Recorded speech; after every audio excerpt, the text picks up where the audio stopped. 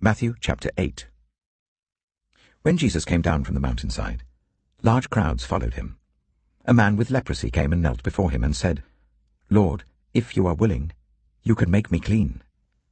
Jesus reached out his hand and touched the man. "I am willing," he said. "Be clean." Immediately he was cleansed of his leprosy. Then Jesus said to him, "See that you don't tell anyone, but go, show yourself to the priest and offer the gift Moses commanded as a testimony to them." When Jesus had entered Capernaum, a centurion came to him asking for help. "Lord," he said, "my servant lies at home paralyzed, suffering terribly." Jesus said to him, "Shall I come and heal him?" The centurion replied, "Lord, I do not deserve to have you come under my roof, but just say the word and my servant will be healed. For I myself am a man under authority with soldiers under me. I tell this one, 'Go,' and he goes, and that one, 'Come,' and he comes.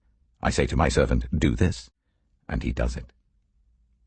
When Jesus heard this, he was amazed, and said to those following him, "Truly I tell you, I have not found anyone in Israel with such great faith.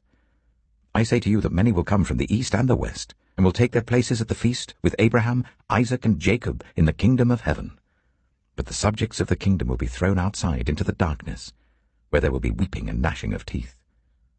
Then Jesus said to the centurion, "Go, let it be done just as you believed it would."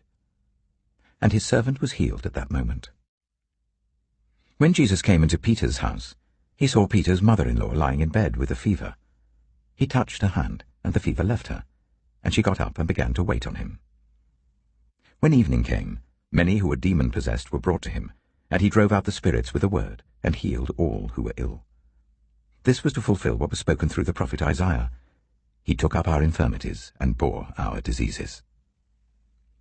When Jesus saw the crowd around him, he gave orders to cross to the other side of the lake. Then a teacher of the law came to him and said, "Teacher, I will follow you wherever you go." Jesus replied, "Foxes have dens and birds have nests, but the Son of Man has nowhere to lay his head." Another disciple said to him, "Lord, first let me go and bury my father." But Jesus told him, "Follow me, and let the dead bury their own dead." Then he got into the boat, and his disciples followed him. Suddenly a furious storm came up on the lake, so that the waves swept over the boat. But Jesus was sleeping. The disciples went and woke him, saying, "Lord, save us, we're going to drown." He replied, "You of little faith, why are you so afraid?" Then he got up and rebuked the winds and the waves, and it was completely calm. The men were amazed and asked, "What kind of man is this? Even the winds and the waves obey him."